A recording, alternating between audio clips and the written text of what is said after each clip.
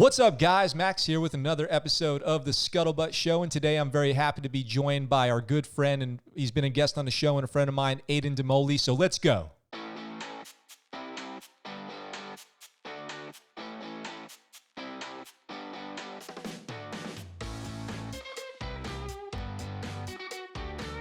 Okay, guys, what's up? We're here with Aidan Demolli. Aidan, what's up, dude? How are you?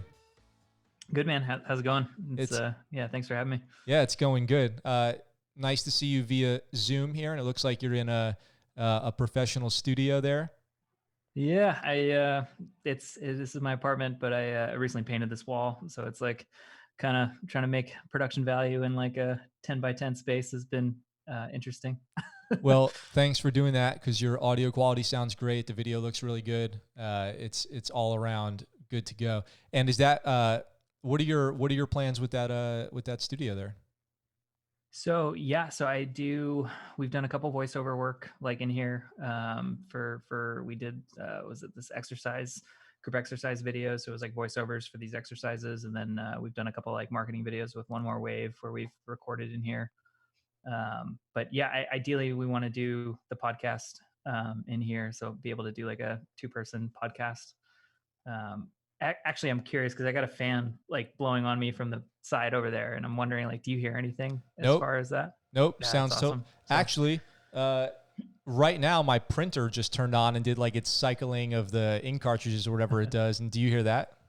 No. Yeah. Nice. Cool. These mics are awesome. Yeah. It's if you're listening at home and you're thinking about doing some Zoom calls and recording them, the number one thing you can do to improve that is just get a little external mic, like a USB mic or something.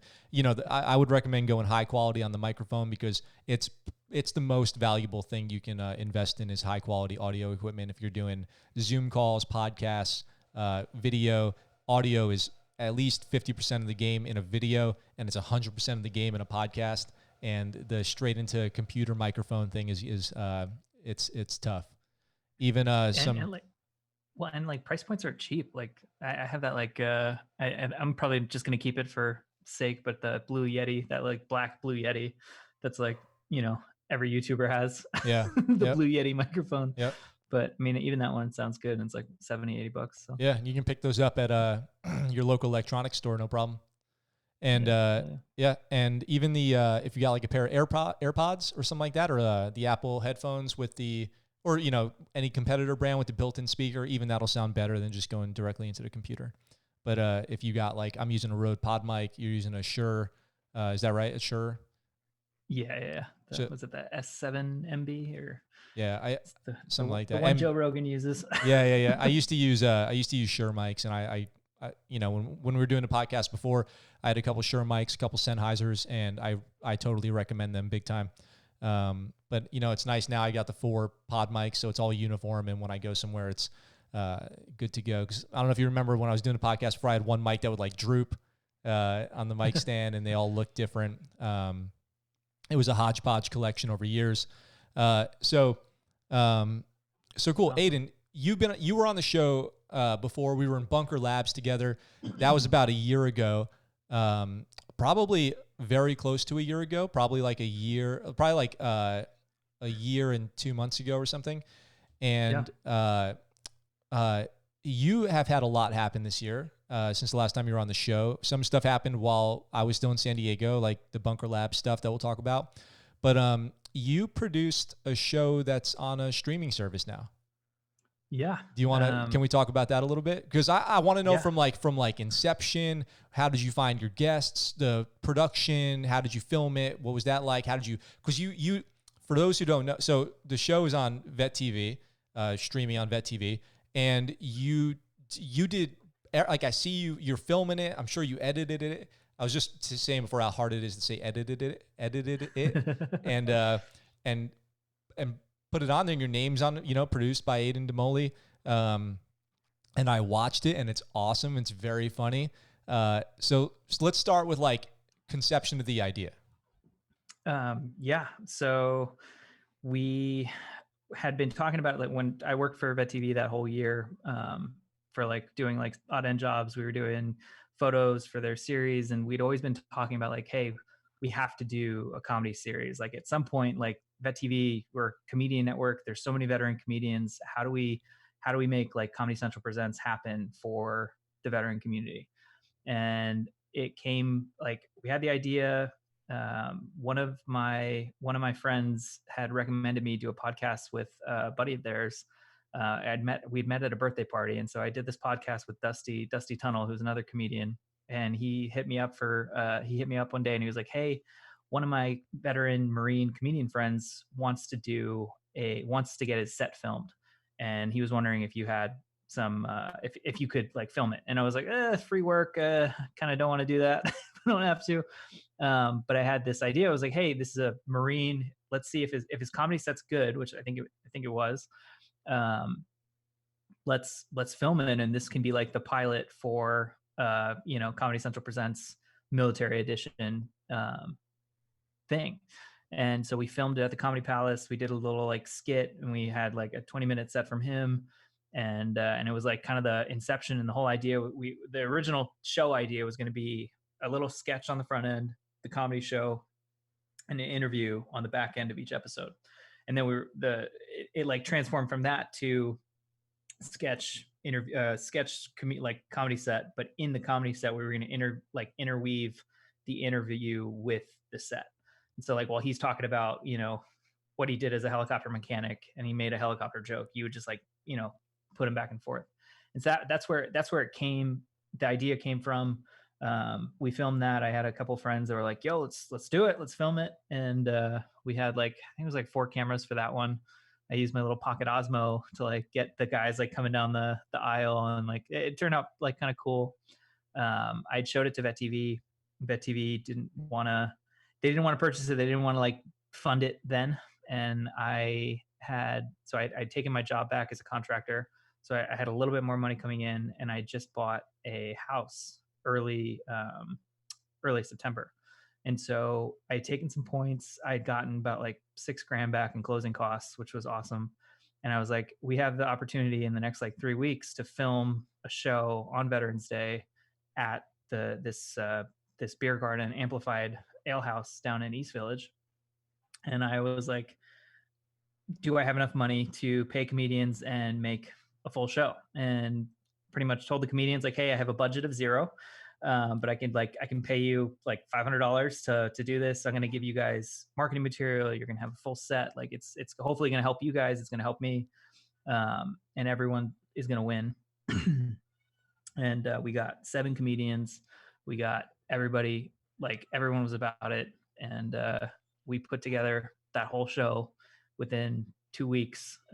Everyone agreed. And and we marketed it. We sold out the show that night in East Village. So there's like 70, 80 people came. I think we're only allowed to technically have like 50 people in that place, and just friends and family, we got like 70, 80.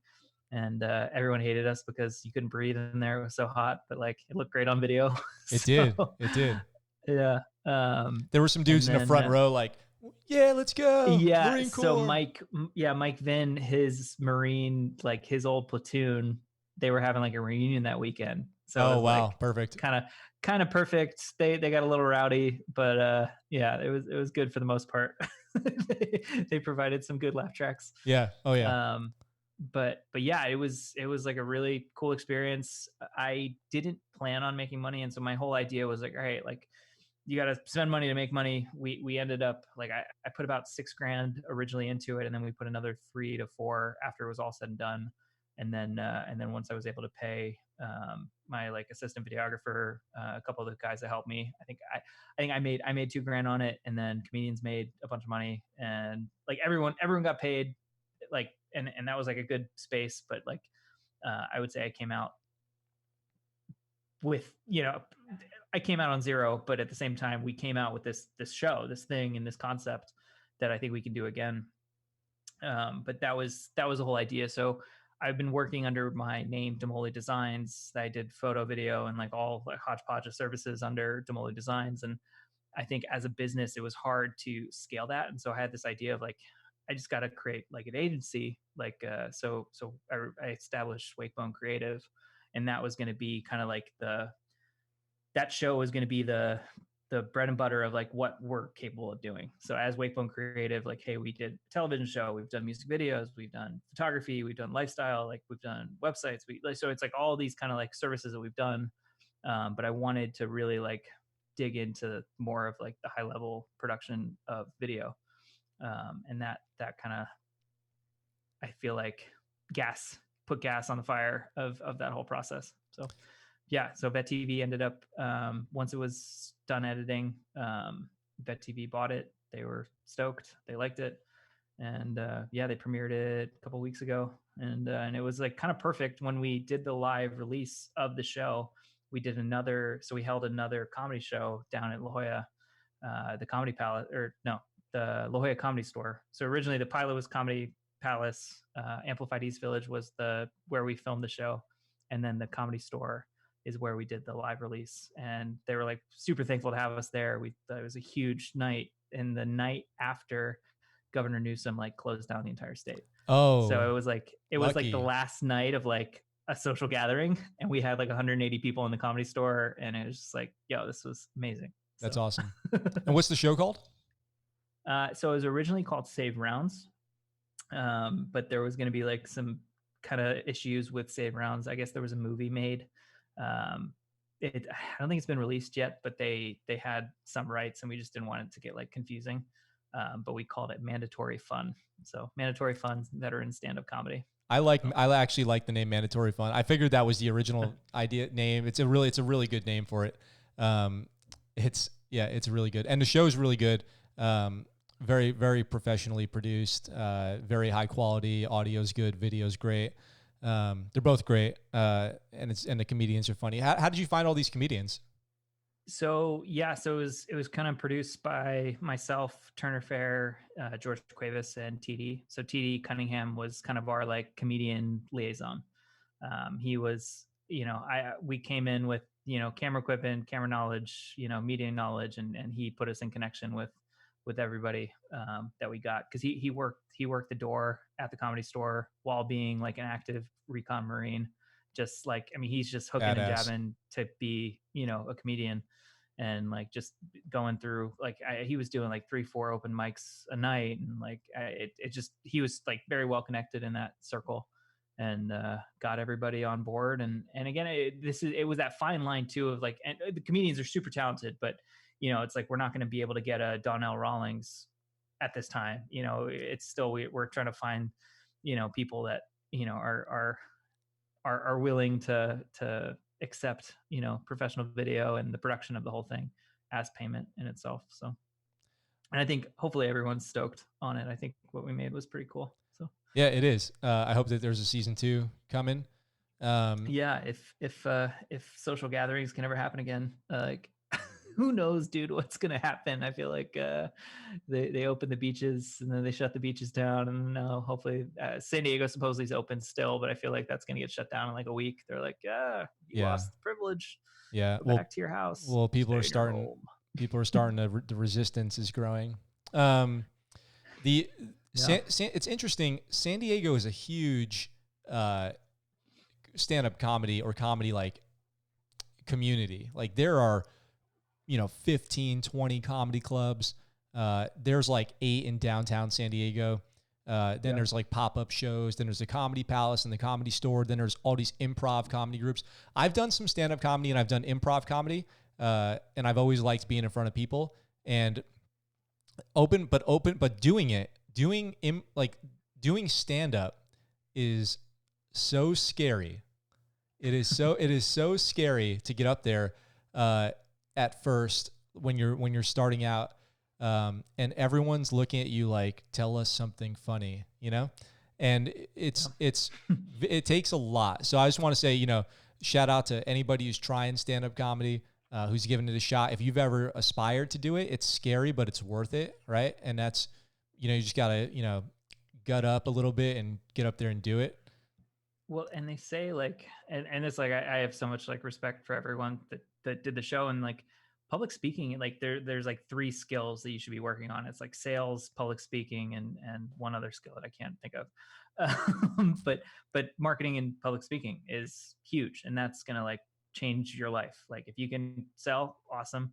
And if you can get in front of a crowd and manipulate, like at the end of the day, you are manipulating people for good, hopefully for good. But like having that power to like, raise emotion in a group of people and, get them to feel a certain way and do your bidding. I sound like a maniac. But no, it in a good way. Like as a comedian, like it is really cool. They control the room, and it's awesome watching them like practice this craft. And these comedians, like if they don't go and do their licks, like it's repetitions. It's a muscle that they have to flex like continuously to stay quick, to stay clever, to stay relevant. I mean, and that I think is the difference of like, a comedian and then like a really good comedian is those ones that are just like, they're on it because their brain's like just working at 1,000 miles an hour, taking, all right, taking note of the crowd, taking note of, their jokes. How can I interweave my joke with a current event that happened today to, make myself seem even more relevant? So I think it really is cool watching, just being around this community has been really cool watching them work and go about their craft. It is all about reps. Because the experience every time you get up like in front of people, it's going to be different because the people are different. So every time it's going to be different. But stuff like so you can tell people who've done like a lot of experience doing public speaking and stuff on stage, because something as simple as like going up and adjusting the microphone or grabbing the microphone, or some people walk up and they'll like tap the mic. Is this thing on? And that is a grave sin on a microphone. Walking around with a microphone, like it's stuff you don't think about, like walking around if there's a microphone cable, walking around if there's a wireless mic, how you posture yourself in front of a crowd. You have to do it to get good at those things and kind of know the mechanics of it, because a lot of it's body mechanics too, and non-verbal stuff. So the non-verbal stuff only comes from doing it over and over again and getting used to like bright lights in your face. You can't really see the crowd. Getting used to like on-stage jitters, or how to deal with that. If there's a heckler, if people aren't responding to you, what do you do? Failing big. Like if you're going to fail big. Dude, like, yeah, like they talk about it. It's like, this is hard. Like, yeah. And when they crash hard. So it's pretty rough. Yeah. And you just got to, do it over and over again, build that thick skin. There's going to be people who like you. There's going to be people who don't. I've been lucky. I've always loved public speaking, and I've always been really comfortable at it. I love getting up in front of people. Totally fine with it. No problem. I don't know why that is. It's just, I've just am lucky that way, where it's never been a problem for me. And I know it's a big problem for a lot of people, and you just have to go do it. And, the more you do it, the more comfortable you get with it, you realize it's really not that bad. Exactly. But if you are emitting like nerves and fear and panic and self-doubt, then the people will respond that way. But if you go up, it's like people can smell fear, And if you go up there and if you believe in yourself and you're comfortable and calm and not rushed, like pacing's a big thing, volume and tone of voice is a big thing, then you'll usually be fine. Have you ever done stand-up? And I think, what's that? Have you ever done any stand-up? No, I haven't. It's funny, like working with them. I have my moments where I can like get a zinger here and there, like at work and stuff. And like, I feel like everybody in the military is like a stand-up comedian, because like, what do we do on the daily? Or we're just smoking and joking and saying like cheesy ass jokes to each other, and just like the most insane, crass, and disturbing things to each other just to get a rise out of the other person. So, but no, I haven't done it on that scale. But I have on my phone, like, I think like 45, 50 different little bits that I would like want to work on.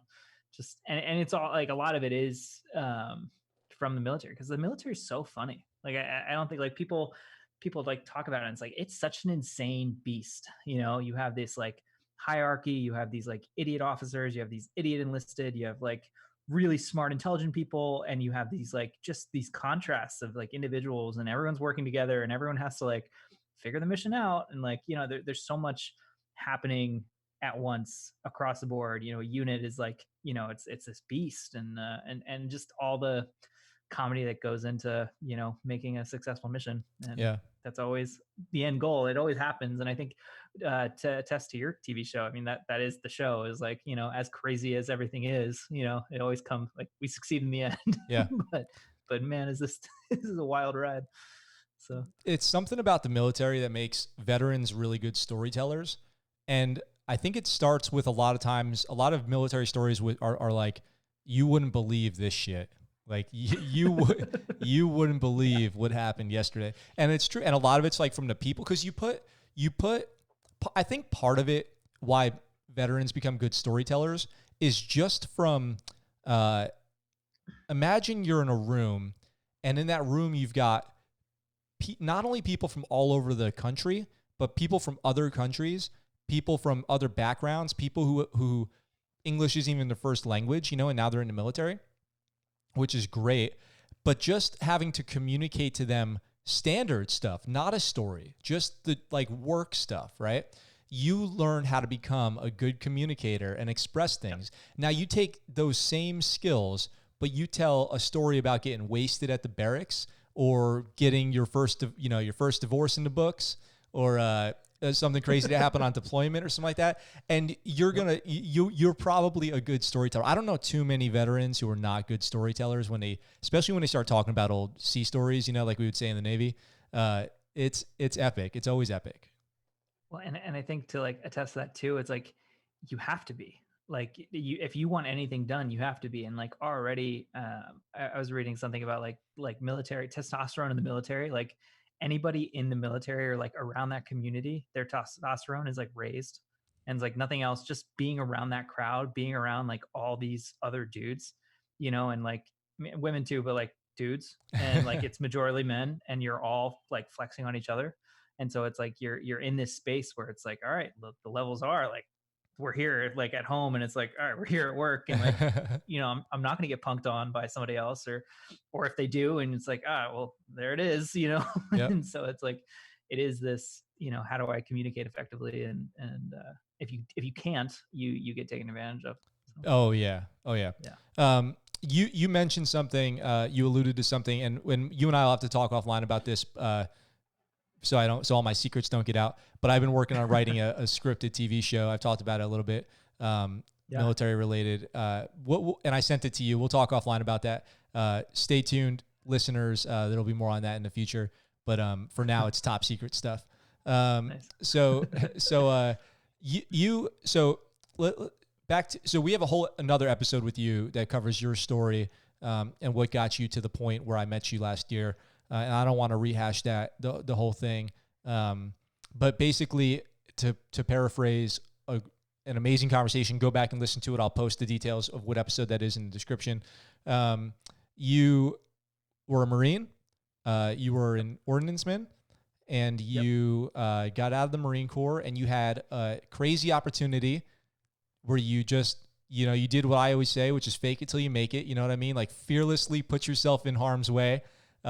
Claim that you're going to do something, whether you can do it or not, but just go fucking do it. And you got a camera, did some photography, started networking, which is like number one thing, meeting people, taking opportunities, doing a good job, doing the best job you can. And you got to where you're doing this professionally now. We met at a time when we were both in the Bunker Labs program, the Veterans in Residence powered by Bunker Labs over at, through that big company. And I don't know if we can say it. The work of we. Yeah. So, and we can talk about WeWork. Okay. So and that was in the WeWork spaces downtown. And at that time, you were full-time creating content, full-time photography, video. But you took a regular job in the last year. So can you kind of walk us through, you went from full-time work to full-time content and pursuing the photography, video stuff, but then you took a job back. Can you talk about that decision, what went into it, and how it's been since? Because the hustle is real, and if you're doing it, like sometimes I think it's probably harder to just push video and photo and content and YouTube and podcast, then because that's more stressful because your livelihood depends on that stuff. And you end up working like ridiculous hours. People don't realize how much work goes into photo and video. It's almost easier when you have an income and then you do this stuff as, you know, what you doing the things you really want to do. Anyway, I don't want to assume too much here. So tell us, what was that decision-making process there? Yeah. So quick recap on, I got out of the military. I was going to school for marketing. I got this job as a contractor working at a Miramar as an aviation ordnanceman. I broken up with a girl of like 3 years, and like that catalyst was like brought me into photo video. Those doors opened up. I quit my job there, and it was just like full force, like you said, just all right. Hey, I want to do this for a living. I got the opportunity to work with a apparel company out of Fullerton. I moved up to Fullerton. I worked as their creative director for about a year and a half. And that was like where I got my like feet wet of like, all right, let's do this. This is I really enjoy this. This is fun. And then they were downsizing partially, and so we went more remote. And then I was doing a lot more stuff on the side, and so that's when Demolli Designs like took kind of hold. And so for that like remaining of that year, about 8-9 months, I was doing all work under Demolli Designs. That's when I met you, and work was good, things were good. I think what happened was working, you know, and you worked as a contractor as well. So like, you know, like when you're making $82,000 a year, like there is a nice like level of living, which is when you go from like that to like, you know, as the creative director, I took about like $30,000 pay cut. I was making like 48,000 with them, and like nothing wrong with that price cut, but it was like, all right, like what's life like $30,000 cheaper, It's you different. know? And yeah. And so like, I luckily I sold my house, and I had about 20 grand from the house that I was able to put into gear. So I had like all my gear was covered. I had really no cost.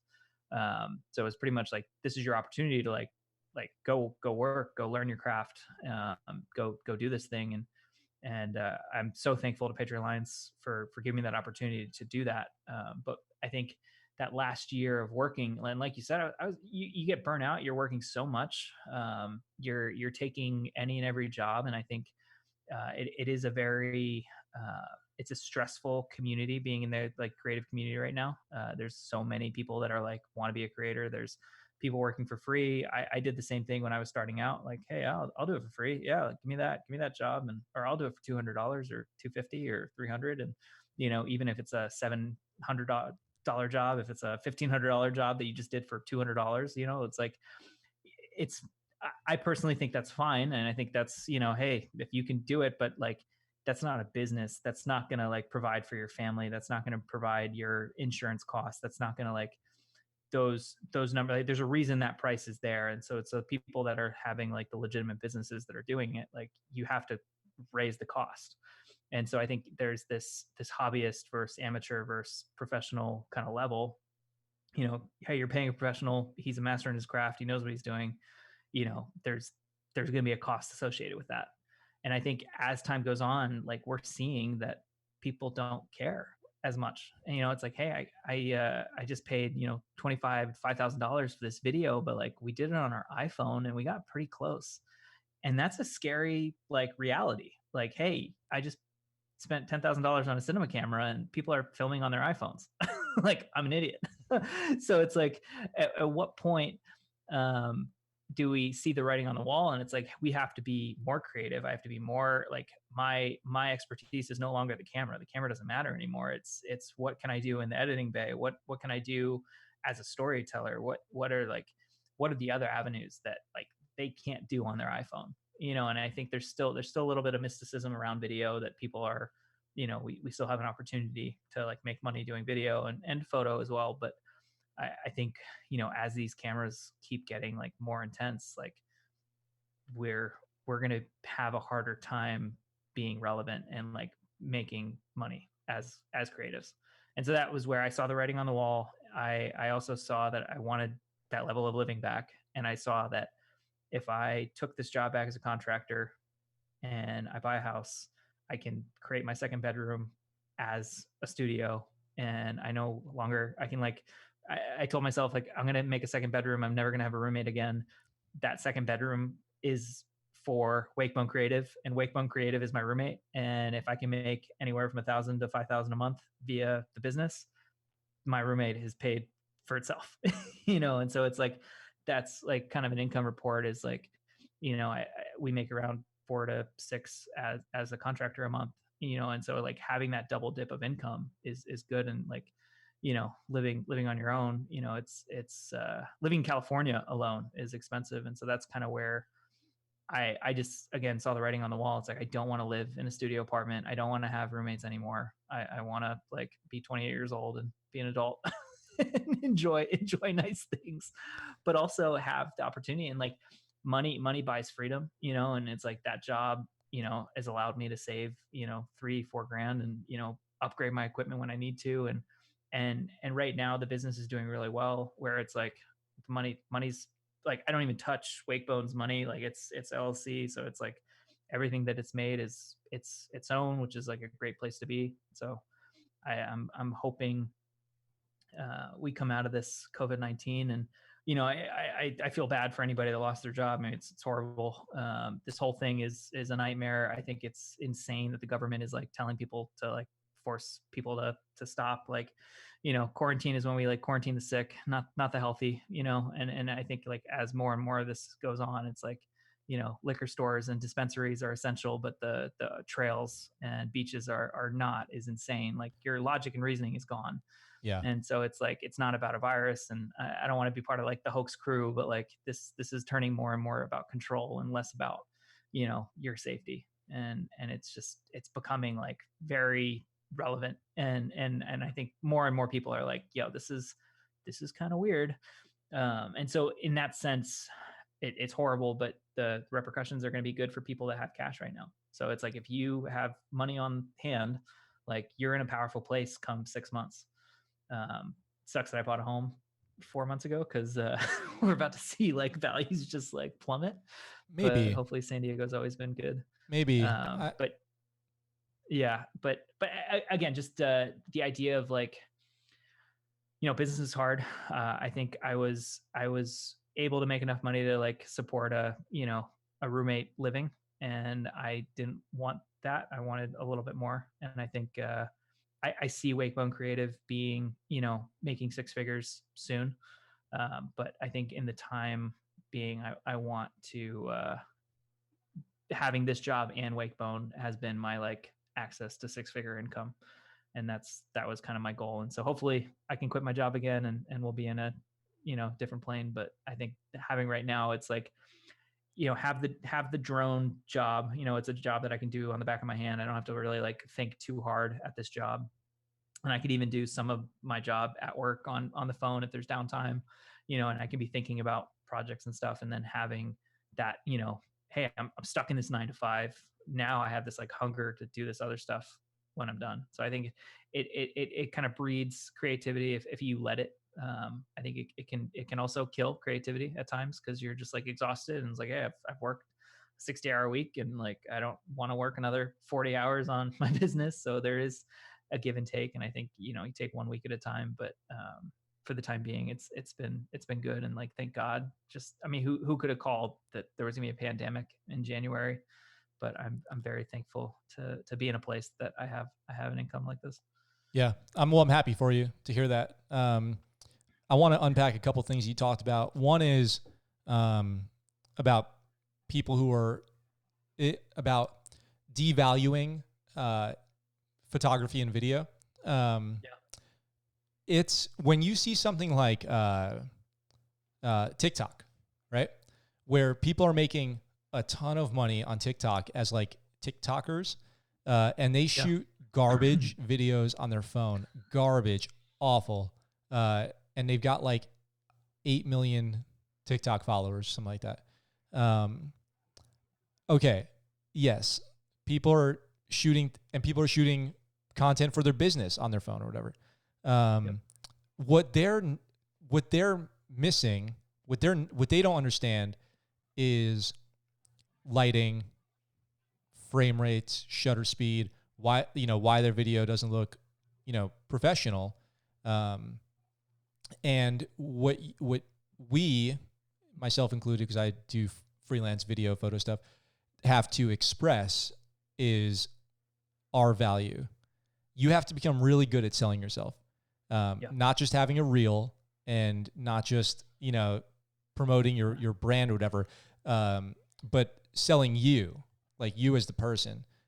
You have to be, I want to say like charming. Like you have to really be someone that people want to work with. Because you're asking for a lot of money. Yeah, yeah, like invest in me, and I'm going to invest back in your business. But commit to doing a good job, and because your competition now is something that everyone's carrying around in their pocket, and if you're a professional photographer or filmmaker, TikTok's probably not for you. Like it's just not where you belong. Like you should be doing high quality content, either cinema or product or whatever it is, lifestyle. But you have to sell you, and not just that you have a camera, not just that you understand how to create a good product, because somebody will be like, yeah, but I'll just do it on my phone. They have to want to work with you. So I think, and what you just said exactly, like our level of product, like we're going after the wrong audience. Like my clientele is not Joe Schmo, like smoothie shop. Maybe it is actually, but like, but like somebody that can use a phone and like, hey, I can do content. Hey guys, welcome to blah blah blah. Come in, get a discount on new peach smoothies, 50% off the next 2 days. Like I can do that on my phone, and the content is there. The content tells itself. But like a comedy show, we're not going to film the comedy show on your phone. So it'll look horrible. Like the level of production, the level of things there the level was the level was raised, and there's more at stake, and it's like, hey, I need good cameras that are reliable. I need good microphones. I had to hire an audio guy. Like there wasn't a yes, you could film on your phone, but no one's going to pay for that. And so that's where the market, I think, is shifting, in the sense of like, maybe we don't get these like small jobs anymore because these lower budget things have taken place of that. But the big picture, the big pieces of the pie are still available to us that can create quality content. And it turns more into storytelling, and I think at the end of the day, like it is the content that matters. If it's an ad, like whether I shoot it, if we shoot it on our like 8K camera, or they shoot it on a potato, if the content is good and it's like, it's relevant, it's funny, or whatever the case it is, it's going to be like, you'll watch it, and I think that's the difference, where as a filmmaker, it's like making sure we have actors, making sure we're charismatic, making sure we, our message is getting across, and it can look a lot of different ways. You can do that through pictures, you can do that through video, you can do that through animation. We have a lot of tools at our disposal.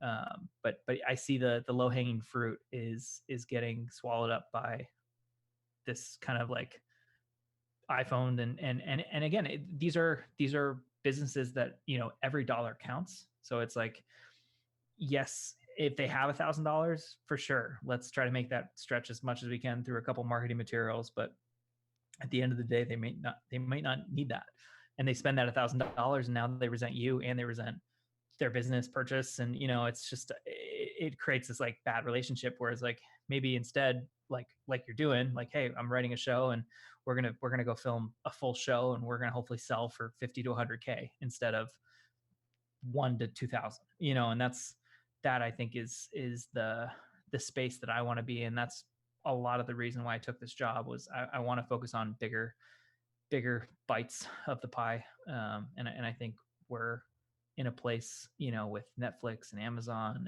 and film festivals. And I was talking to Turner Fair the other day, and Amazon spent $1 billion last year at film festival for different products for their stuff. So it is accessible, and you have to create it first. You have to create something that you think an audience is going to attract themselves to. And I think both of us, we have this military audience that is wanting content from us, and I think that's what we need to work on and hone. And the comedy show was the first time we've done anything, and like even that was like there was a lot of civilian humor. It was very like limited military humor, except for like maybe Mitch and Ron, that did their sets were like predominantly military. But you know creating stories for our military to talk about and kind of like just relive that experience.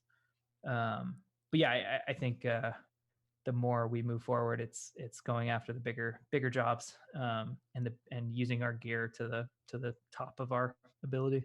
Yeah, to kind of touch on that a little bit, you always have to have your next move in mind.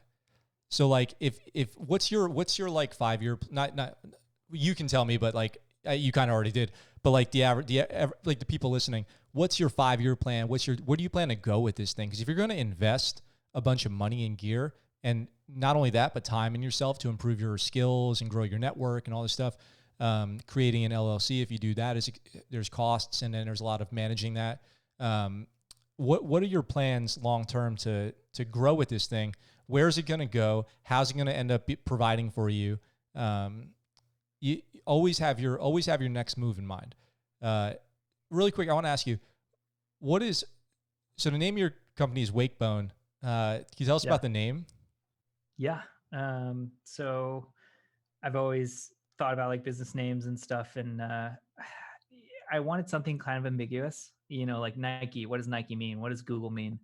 And I just, it came to me. I was like daydreaming one day, and like for whatever reason, like when you go into like naming any kind of company, you're working with like, all right, what's a base? What's a second name? What's a like third name? And it's like Mike, camera, cam mic, or like mic cam, or like, and you start like playing with these like anagrams of different words and stuff. And I knew I wanted something to do with water. Symbolism of water and rebirth, and just kind of like washing over the old. And then bone, if this was ever to be an apparel brand, I wanted like skulls are awesome, and I wanted to be able to like use skulls, and like I love the idea of the bone as your legacy. So it's like when everything's gone, your bones are still there. And so that was the whole idea of like Wakebone was there's a couple meanings. So Wakebone is like washing over the dead. So like washing over your dead brand. Like we're going to like rebirth we're going to wake up your dead brand is one aspect. Wakebone is also like, we're going to like birth this legacy. So we're going to like create this brand that's going to be here. Hopefully that'll stand the test of times. We're not making, TikTok videos. We're making evergreen content that's going to be as applicable now as it is 10 years from now. And so that was kind of my idea behind the name. And it was ambiguous enough where, yeah, it could be whatever we want it to be. Yeah. And it can be, it can be whatever people decide they want it to be too. Yeah. And so right now, so the LLC is Wakebone LLC, and then my DBA is Wakebone Creative. And so my idea right now is to have, the umbrella is Wakebone. And so if I have like, there's a couple of product ideas that I have kind of in the works, that might go branch out of the Wakebone LLC. But as far as like the agency level that I want to work on is going to be under Wakebone Creative. And that'll be like kind of the production company, and then some of the other, endeavors later on next year. All right. Under. All right. I got to ask you something, because you just said something. Oh, by the way, we just got apparel. So we're selling shirts now. You just said you have an LLC and a DBA, and an LLC is a limited liability corporation, and DBA is a doing business as. So why do you have those, and what's the difference? Like why did you have the two? For our listeners who might be doing starting businesses. Yeah. So before, I worked just under Demolli Designs. That's a sole prop. I went and I got a DBA called Demolli Designs. I got an EIN so I could have like a business checking account, which I technically didn't need when you're just a sole prop. But I was like, oh, I'm going to do things the right way. And then I like mixed fundings completely. I'm like buying stuff on my credit card and like other stuff. So it was like complete, like meaningless to open a checking account when I had like a sole prop. But now with an LLC and whatnot, it's like funding has to be completely separated. There's no, like if you're going to claim it as business, it has to be business related for my home. Hey, if I get sued, and they find that you've been, mixing kind of incomes, your home could get taken, your car could get taken, like, any asset that is yours is the business. And so that LLC, and at the end of the day, I feel like if they wanted something bad enough, they can probably like sue you for it. They'll get what they want. But the whole idea is like you're protecting your assets with that LLC. And then Wakebone Creative is a DBA of the LLC. So think of the LLC as its own entity. So it's like there's Aidan Demolli and he's doing his things. Wakebone Creative is its own beast. And so I think that's like just separate, like think of it as another person almost. I have to do taxes for myself, but I also have to do taxes for Wakebone Creative. It's two separate tax reports, tax returns. How did you learn how to do business tax? I'm still learning. Yeah, so I did TurboTax last year. I was dating Melissa, who's like, let's get you organized, and she definitely like opened a lot of my eyes to a lot of the stuff that I was doing wrong. And she's been in business for about 7 years. And so she was like, you're not doing this. And I'm like, no. and then she's like, well, you're going to get arrested. And it's like, oh, good to know. All right, let's get that in order. And, so I think in that regard, there was a lot of learning in there. And then you just having to take the time. And I haven't been staying like super up to date on like California law. I don't have employees, so it's not like too crazy. Right now with this whole AB5 law, which I need to check up on again. I don't know if that got like repealed or not, but like the gig economy, they were like pretty much putting like major regulations on gig workers. So it's like for me, if I'm to hire just Joe Schmo off the street, I need like, I can't just pay him, $400 cash. Like they wanted a better track of the money is what pretty much that came up. And so you can't just, if I'm paying people more than like a certain number, it's like better to like W-2 them. And like, just, it just causes a lot of headache for no reason, where I think I'm still not big enough to really have to like fret that. But like other people that have like 5-10 employees or, are dealing with like, way bigger coffers than I am. Like I'm still in this like very beginning growth phase. Yeah. I was talking to somebody else about that, and they were kind of expressing all the unintended consequences of California trying to take care of Uber drivers. It was, and again, it's so they're trying to help Uber drivers, and it hurts Uber drivers. Like it's government getting in the way. It's government saying we're here to help, but like, no, we don't want your help. Like, stay in your homes. We're here to help. Like, no, go away. Yep. And the AB5 law, like people are like, I think it was like writers were hugely affected. Whereas like, if you submit more than 28 articles to a company, you need to be W-2'd. And like writers are submitting that in a week. Yeah. Like, and it's like, that's for the entire year. So it's like, how am I going to make any money as a contractor? Yeah. And like, they just cracking down on 1099s and it's just like, it didn't help anybody. And it just like, I think what's frustrating is, and we can see it right now with this whole COVID experience, is like, hey, this isn't working. This is terrible. We're getting like terrible, like repercussions from this. Repeal it. Don't like stop having pride. Like, hey, we all make mistakes. Hey, it was a good intention, terrible execution. Let's pull it back. Hey guys, like virus is going to get spread. Essential workers are not dying in droves. All right, let's go back to work.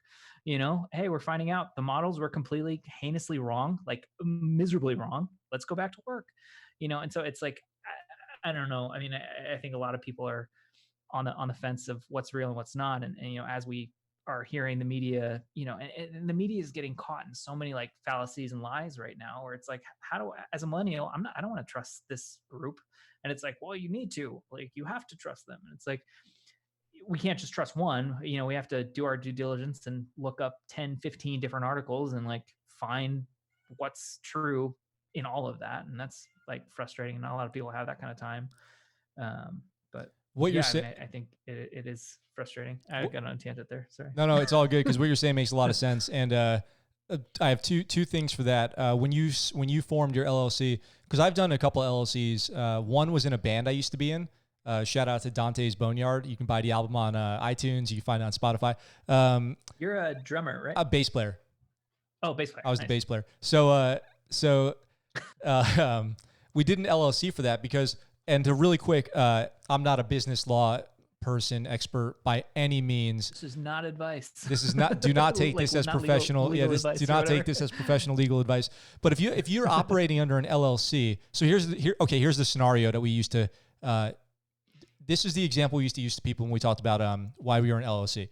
We would go to a bar and we would bring in $50,000 worth of equipment, guitars, speakers, drums, a stage, like a drum riser stage, monitors, like the whole deal, right? We were full in deal. And we would charge the bar $500, $2,000, $3,000 to play a show.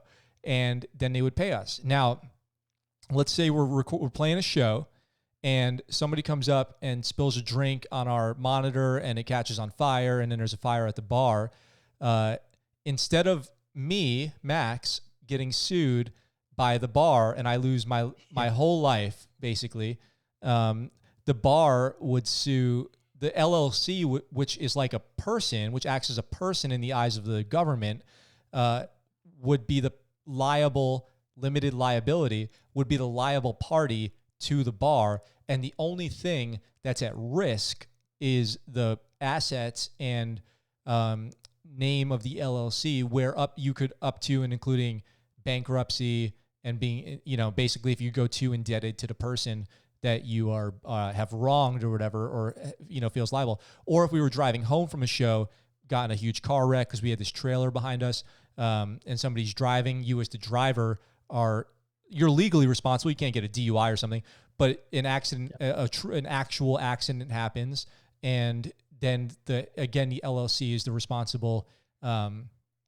party and not you as the individual. So you protect yourself big time on that. So if you're doing serious business with other businesses, it's important to have that. Now, in contrast, a DBA does not afford you the same protections. So as a DBA, you are just you are legally operating and claiming revenue as a business, but that business is still you. Yeah. So but the DBA, so it's LLC, it's Wakebone's DBA. So if you can have multiple DBAs under an LLC, which is what a lot of people do. I think LLC or an S corp, whatever. If you're making that kind of income. Yeah, and then it kind of trickles out into, you can like grow that, and then you can a DBA have employees or just contractors? I don't know. Yeah, so it gets into all that kind of stuff where like you can't W-2 somebody. You would want an LLC if you're going to be bringing on like that level of people. Yeah, because then you got to worry about if you're doing 1099 contracts or W-2s. And then if you have it gets crazy. Anyway, what we did was we went on a legal Zoom. So you can go on legal Zoom and it walks you through the process. And if you pay like $20 extra, you get a leather bound book with all of your info in it and everything, if they're still doing that kind of thing. It's nice. Yeah. It's a good feeling when that comes in the mail. Yeah, it's real pro. It's legit and it's real and it's legit and it's real. But then you got to keep up with the, like I had a LLC that I just kind of like dissolved and I didn't really ever do anything with.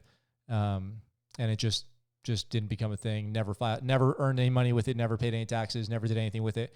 So that I'm sure that happens all the time. So new, like another thing I want to talk to you about is Bunker Labs, because right when we were getting ready to leave our cohort with Bunker Labs, you took a position there, and you're still doing that. Yeah. And what's your position there? Yeah. So I'm one of the city leaders at San Diego. So with Yolanda that and Randy. Did you meet Randy? Yep. Okay. Yeah. So Randy. We did an episode together. Awesome. So the three of us, we kind of been tag teaming. I was like doing the Bunker Brews / like media side. Yolanda was like full kind of head of operations, and then Randy was like heading up the VIR kind of experience. And then we had the WeWork component too. So it was Rebecca, and then she ended up moving up to LA. But yeah, so it was like 4 or 5 of us kind of helping push through this past cohort. So, and we had a good group of guys, some cool businesses. I don't know if you met anybody before you left. No, I think you left right before they brought everybody on. Or what were some of the businesses that came through there? Yeah, so they're George, Mark George, he ran this like homeless kind of outreach, and they're like working on like building like tiny home communities for these homeless people to get back on their feet. The Kevin Kirk, Kevin Kirk, he has a Make a Wave Foundation, and so his whole idea is creating this like coin that you can like pretty much the whole pay it forward idea. But this coin is like a token of happiness, like a token of like gratitude, and you pass this coin on, and you can like track this coin. So it has like, you know, register the coin, and you can see how far this coin has gone. And so ideally, it gets picked up by these school systems, and you can like track where this coin has been as it's been like passed forward, and makes a wave. And you know, it's this whole kind of community outreach, but that's a nonprofit. One of them was Reggie does he's working on what was it, a keg, so a portable, not portable keg, but a plastic keg. And so it's like all the model right now is like metal kegs, and it's like they're heavy, they're really hard to like dispose of. It's hard to recycle. And so this plastic keg, while they're like they're multiple use, but they're also like they're easy to recycle. They're smaller, they can pop up, they are easy to ship. And so it's this like cool. plastic keg idea to kind of like revolutionize transport of alcohol. And then there's a lingerie, a woman that Frances ran like a lingerie bra fitting service. Oh, cool. Randy, Randy's a CPR expert service. Yeah, there's a video on our YouTube channel of with us and Randy and our podcast, and then we did like a CPR video where George Cuevas pretended to be having a heart attack in our bunker lab space, and we ran in there, and I had to give him CPR. I'll post a link to that in the description so everybody can check that out. It was pretty fun. Nice. Two others, just so they don't feel left out. Oh yeah. Sam does I forget the name of his company, but it's soil. So it's Sim Soil, and so that's like this like really cool soil that's just like for growth and everything. It's just like game changer. Their records on growth are like really good with their new soil. And then Mike, I can't pronounce her last name, but Sarah's husband. He did the cooking show. Mm-hmm. Is it Faherty or? Yeah, Sarah Faherty. Faherty, okay. But yeah, so Mike, he has a drone company that they're a contractor. Then one other, Orlando, he's also a government contractor. Okay, cool. They're working on that. So nice. Yeah, good group of guys. So we had our last meeting last Wednesday, and now we have like a little bit of a break, and kind of like Bunker right now is just like figuring out like what the move is, like how do we, they built a business on social gathering, so it's that awkward stage of like, we can't social gather, what do we do? Yeah. So they're relying on Zoom. They're doing like Zoom calls, they're doing Zoom conferences, they're doing Zoom events, and like it is what it is. I mean, it's like watered down version of, connection, but it is, we can do it from our homes. Stay in your home. Yeah. It's, I've been talking to a lot of people. We had a guest last week. He lives in New York City. A bunch of people from San Diego, and I'm trying to do a episode of the show coming up where we connect with all the brick and mortar businesses that we've had on the show, and kind of check in with them and make sure they're okay, that they have a plan, and try to give some promotion for when they are ready to open back up. So like Good Times Barbershop and IB, Trident Coffee, Protector Brewery. Shout out to those guys. I hope they're doing well. There's more. I gotta compile the list. But then when they're ready to open back up, give them some promotion so that they can bounce back, because all that, beer just sitting on shelves, not getting drank, open kegs probably getting wasted. Barbershops not getting any business. Same thing with the coffee sitting on tap, cold brew on tap at Trident Coffee, just aging. I'm sure that they have things in place and that they've taken action, but it's heartbreaking to see people not making any money and not getting to go to work, which is just something that I hope people love to do. You should love to go to work. I hope that that's the case. If not, find somewhere that you love to go to work. People are gonna be like, it was probably taken for granted, but now everyone's gonna be like, come back for like full force, like, let's fucking work. Yeah, let's work. So one thing that we were talking about in an episode, somebody said, and I really liked it, was I hope that as bad as you want to do something right now, remember that feeling when you're able to. So like if there's something you've been putting off and you're like, fuck, I didn't do that thing and now I can't. As soon as this is over, I'm going to do this and this and this. I'm going to get out. I'm going to go do this thing I've been talking about doing. Remember how bad you want it now that it's gone. And because, you know, things will get back to normal, things will open back up. But you might never get another chance to want to do something this bad. So remember what that thing is. And as soon as you're able, go out and do it and really relish in it, like really love it, you know, the things that you want to do. I hope people have that feeling. It's been there to talk about memes. There's that one meme. It's like, I have more time. It's like the buttons, like, this is the only time I'm going to have this much free time ever. And it's like, this is the only time I'm going to like do nothing and do everything. And it's like, this is the only time I'm going to have this much free time ever. So like do nothing. So it's like a lot of people like, you know, like, do I spend 10 hours a day on my phone, or do I like start a business right now? Do I like put in the foundation of like work? And like, that's kind of what I've been really focusing on. Cause like, you know, we lost, you know, 90% of the jobs for the next 2 months, 3 months. So it's like, what can I do? I mean, again, thankfully I have this income coming in. We're still essential over at Miramar, but the, you know, how can I build my business right now? You know, what's some of the stuff that needs working on? You know, hey, I built a studio.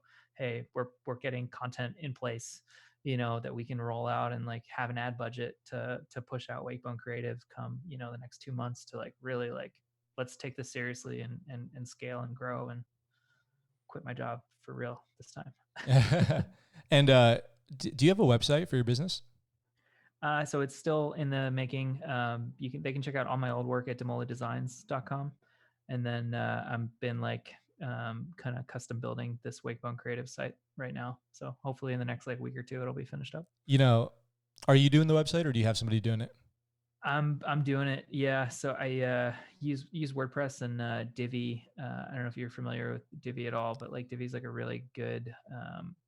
I bought like a lifetime subscription to them like 3-4 years ago, and I've been on Squarespace the past like 2 years and kind of like went away from WordPress just because like WordPress was always like whenever it updated there was issues, but like I came back to it recently and I was like, holy shit, I like can do everything. Like, and it's really now wait. Divi has given like Divi's like a theme that you would put in, like a child theme that you would put into WordPress. And it just has given me like full control. And I'll send you the link to what I have kind of like set up so far.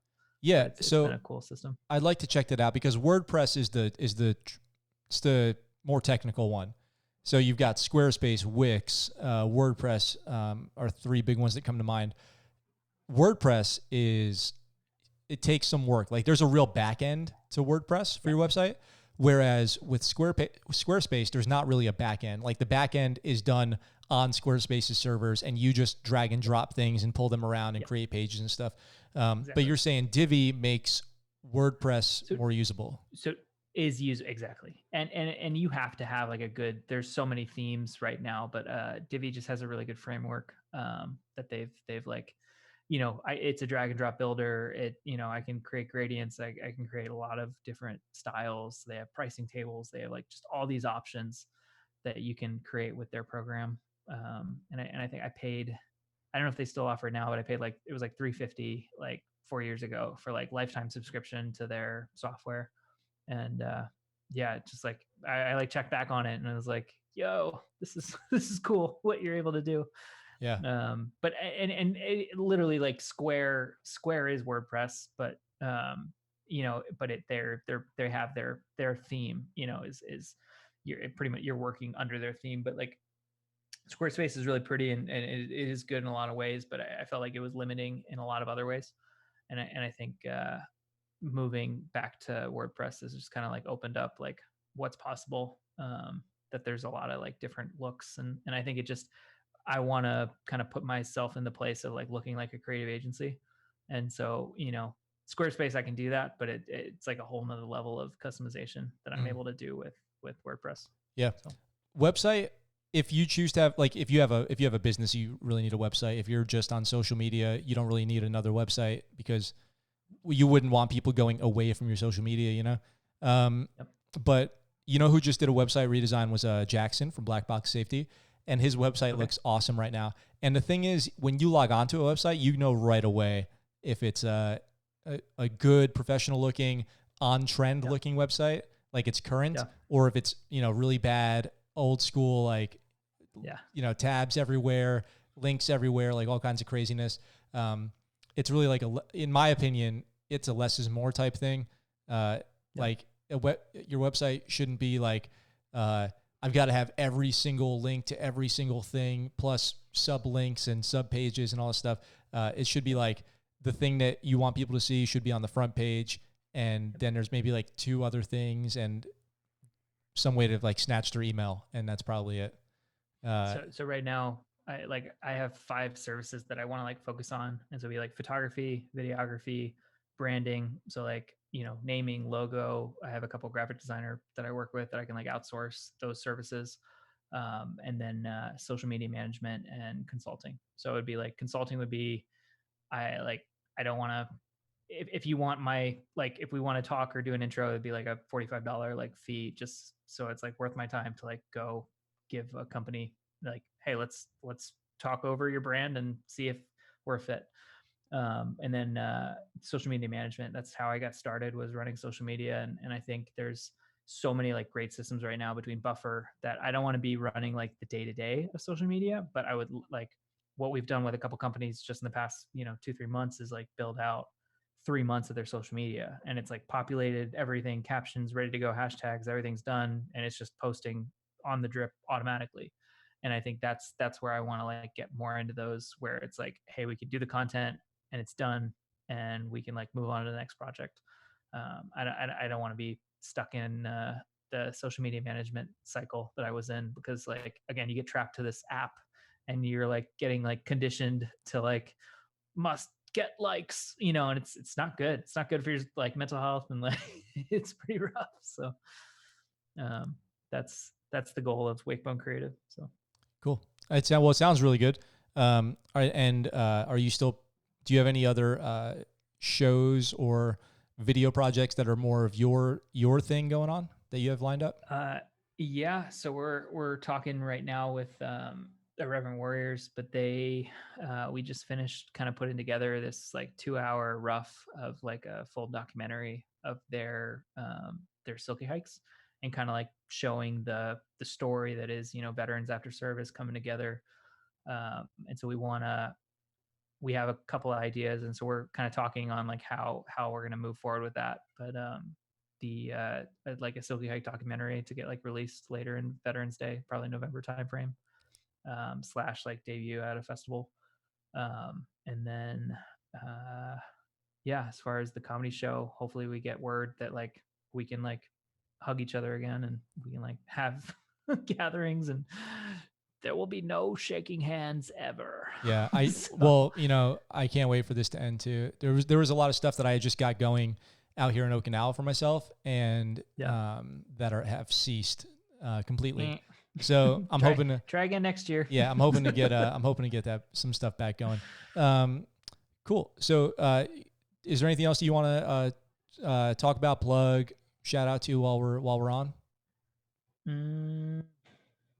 No, yeah, just yeah, I mean, stay tuned. Follow me on Instagram. I share a lot of, you know, crass political memes on Instagram, and I'm trying to like share more photography stuff. It's been a little slow on the creative side. It's been a lot more like shit posting, kind of conservative like talk, but it is what it is.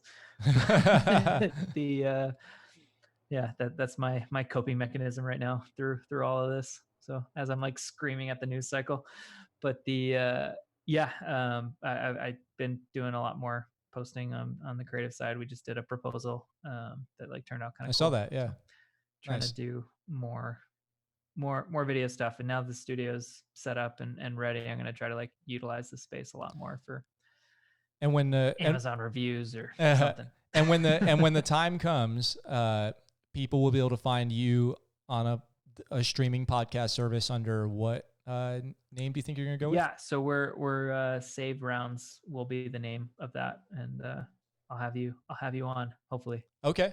I'd love to be a guest and join you anytime. We'll do some Zoom calls. Yeah, I'm Yeah, zooming. I'm curious zooming every too day. when you finish recording this how the audio sounds, because yeah, I mean it does sound good through here. So it's like if we're just recording on these like good mics through Zoom, is it workable? It's good to go. Yeah, hell yeah, it's good to go. Awesome. So we, it's I get hit up quite a bit on how to start podcasts actually. And we had a whole conversation about this with a guy named Matty D yesterday, and we posted the episode, and in it we talk about starting like I said, and he has a podcast. I was like, hey, let's talk about why every veteran should have a podcast. And then I was like, I'm joking, but seriously, like it's fun and it's a good outlet. And if you have a good message and you talk about something that you really care about, then it'll be engaging. And I saw a statistic today, actually. There's over 15 million active YouTube channels and 750,000 active podcasts. So there's 20 times more YouTube channels, 20 times more than there are podcasts. So if you think you've missed the boat, or you're too late to the game or something like that, you're not. It's good to go. And if you think it's too difficult, it's not. On my YouTube channel, I've got all kinds of videos on how to start your podcast and what service to use to upload it and how that works and all this stuff. So go ahead, and if you want to do it. And then when you start yours, we'll promote, and if you have me on, I'd be more than happy to do that. Yeah. And the audio should sound really good. That's the main thing. Anyway, whole reason I said all that is if you're doing it and you have a guest and you're doing it over Zoom, number one thing you can do to improve the quality is have your guest record their audio, either using a microphone or using a separate audio recorder, like a voice memo on their phone or something. If you go straight through Zoom, especially, and what I mean is like with the computer mic, you run the risk of a lot of interference and a lot of that tinniness. But if you're just using, like, you and I are both talking on mics and the audio sounds really good. Awesome. Cool. Yeah, no, for sure. All right. So we'll be going for an hour and 12 minutes. So I'm going to sign out. Aidan, it was Aidan Demolli Designs, Wakebone. It has been amazing to talk to you again on here and have you back on as a guest. And I'm really happy to hear all the stuff that you've got going on. Mandatory Fun on VetTV, produced by Aidan Demolli. Go check it out. Awesome stand-up comedy special with 12 comedians? Seven comedians. I was trying to. I've watched the whole thing. I'm trying to remember how many, because it premiered on like 2 separate days online. So I watched on each day, and I was trying to remember how many it was. 7 comedians, very funny, all veterans. Go check it out. Let me know what you think. If you haven't had a chance, wherever you're listening to this, go ahead and like and comment and subscribe it wherever you can, and leave a review if you're on your favorite podcast listening app. And we will talk to you all very soon.